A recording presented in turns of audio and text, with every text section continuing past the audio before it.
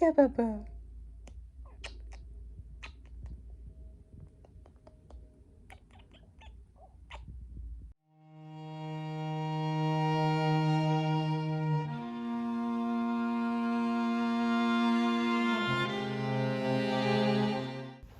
my historical fashion friends. I am going to do a review for you today of the Bridgerton Ball, which I was very excited to go to, and then I ran out of time to make all of my costumes, and it became a very stressful event.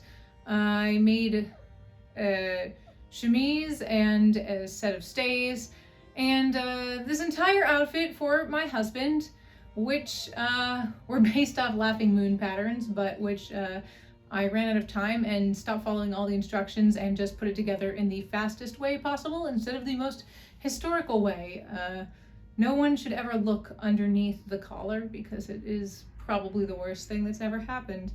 And as I was setting up to start filming this talking part, little Fenceton here went wee-wee on this vest, so gonna have to wash this. Yep. I have a couple of clips and some pictures from the event. I went with my friends, and it was certainly interesting, I guess. It wasn't at all what I had expected.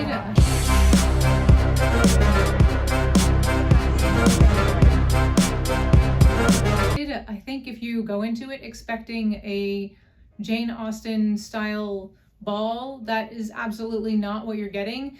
It actually reminded myself and my friends that I went with of a show that we had actually met doing, which was the Warner Brothers Polar Express show, except the actors in this one did not much talking. It was mostly dancing, but it was very much a sort of theme parky type thing, I would have to say, and I was kind of expecting more of like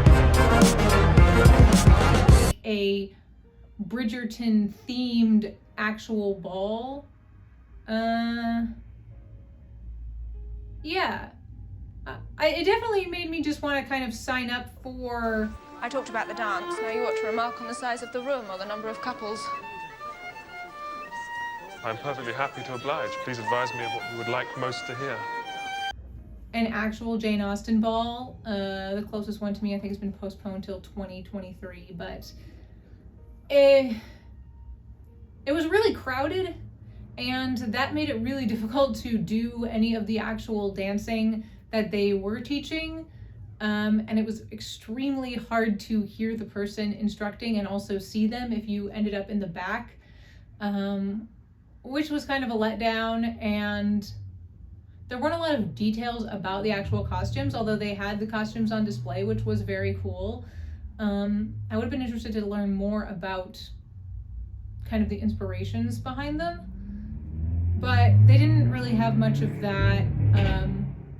I did drink the world's most expensive lemonade. It was $10, and it was very good, but it was lemonade, so... They did have this cool thing where you got to take pictures, and then they kind of made them look historically like paintings. So here's ours. And yeah, I would say it was fine. I thought it was kind of expensive for what it was. And then we also ended up not being able to stay really long, number one, because I got extremely overwhelmed because of so many people and kind of this sort of post-COVID crowd anxiety. And also we had to get home and feed little Fenceton, who just likes to nurse on my finger most of the time. Yeah. And so it was fine. It kind of really wasn't my kind of event. Then they broke it down into like kind of a dance party after, which is like modern music. There were live musicians, which was really cool, and I enjoyed that. And there was like a little gift shop where I got some tea. Anyway, here's a couple of clips and then my immediate reaction post Bridgerton ball.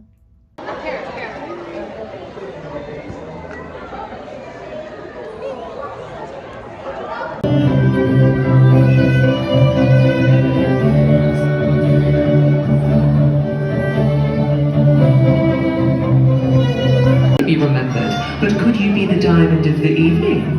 We'll have to wait and see.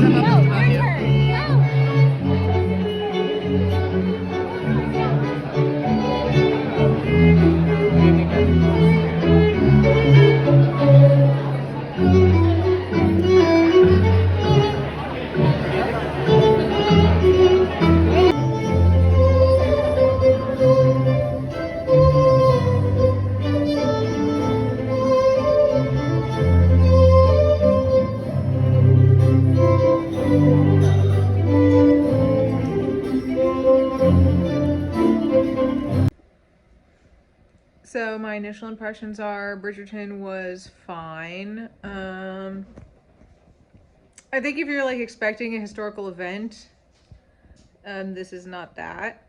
It was really cool to look at all the costumes, and that was probably the most interesting part. It was really crowded, so they had like a part where he taught kind of like a contemporary Regency style partner dance, but only like a third of the room could participate because it was way too crowded, and so that was like meh. They had like a cute little dance kind of performance thing, and the performers were good, but it was kind of a bummer. It was kind of hard to see because there wasn't like a lot of platformy space, and they were kind of like eye level. And then they had aerial silks come down, and I thought, oh good, they're gonna go like up so we can see them, but they didn't really.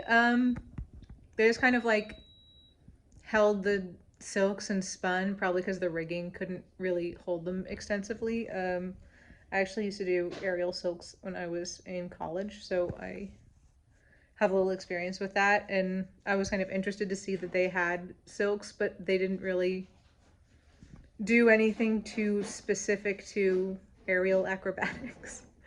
They hung from the chandelier, which was like kind of cool, but it was wiggling a lot and it just made me nervous.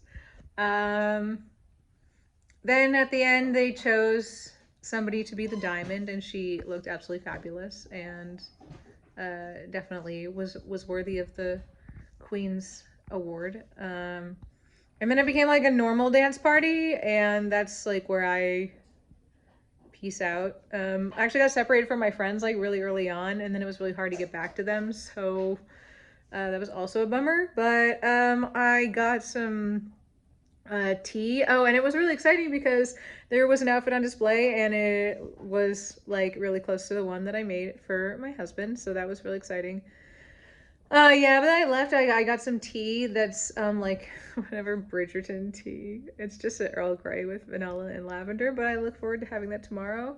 And now I'm gonna eat my vegan Carl's Jr. burger in my chemise and stays. I made a chemise based off of a piece that's at the Met. So I'll probably like show that off later. I was gonna video all the costumes, but then I got really rushed. And if you have seen on my stories, I have like a bottle baby kitten, so that takes up like a lot of my day. But yeah, it came out pretty good. I also made a corset based off of a laughing moon pattern, and basically everything my husband wore was based off of the laughing moon patterns, but not gonna lie, didn't follow any of the instructions. Just cut the pattern pieces out, and then yeah, I made like my husband's entire outfit in like 4 days, so I was very stressed. Anyway, I'm gonna go eat now, and yeah, I'll talk to you in the morning when I drink my tea. I can verify that this tea may be the best part of the Bridgerton experience so far. I get to enjoy it 35 times, and very excellent taste. It is in fact vanilla and lavender. I'll kind of show you a little bit more of a walkthrough of the absolutely heinous job I did on my jacket. I'm pretty pleased with this shirt, which I made, because it was mostly hand sewn. Some of it, I mean, I hand sewed my entire chemise and my stays, but then as soon as we ended up with Fenceton, I severely lost like half of my day for the entire week, and basically ended up just having to machine sew most of everything. And my jacket doesn't even have buttonholes, it just has the buttons sewn on as like a false button sort of situation, because I was finishing it literally 2 hours before the Bridgerton event. And tragically, my boots, which I'm wearing here, which I got for my husband to wear, didn't arrive until 3 days after the event. They got delayed in Minnesota. So that was also not great. So this is what happens when you have never made a jacket before. You have only 1 day to make it. The collar situation is probably the worst part, because I have never really put a collar on anything before like this. So I kind of just slapped it in there. I didn't have time to read the instructions and really follow them. And I just kind of prayed that no one would flip this up and see the absolute disaster that is underneath here. It's terrible. I was actually quite happy with the fit of the garment on my husband, and putting in the actual sleeves. That all went well. I thought there was going to be some sort of like total disaster, because I'm going to show you the inside of this. Whoa. But if you can see the inside, it has this lining, which I thought the curtain that I got thrifted was 2 separate pieces, but this was actually completely fused on.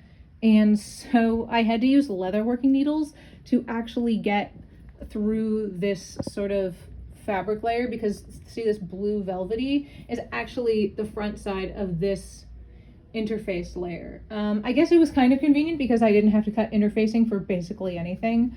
And then I got to use this fabric from my stash for the lining, which I thought looked nice. And these are some pockets, which I poorly made, not following the original instructions whatsoever. So that came out okay. I would like to make a men's suit that actually fits me, because this vest is like way too big. The trousers are fine, I guess. They're a little baggy. They're actually a good fit on him, but for me, they're baggy in the thigh region. I have like asparagus legs, and my husband has like muscular thighs, so I am like swimming in them. But I would definitely like to remake them and actually try to follow a set of historical instructions instead of just kind of throwing them together. What do you think, huh? What do you think? You didn't get to go, and you were sad about that, huh? Next time, we'll just have a Bridgerton ball together.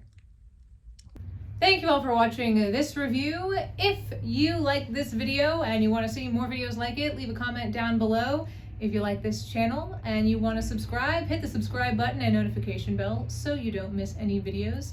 And Fenceton here looks forward to seeing you in quite a few videos coming up, because he's only 2 weeks old, so we're going to have him for probably like 4 or 5 more weeks. Yeah. Say bye, Fenceton. Say bye-bye. Yeah. Fenceton. Say hi. Say hi.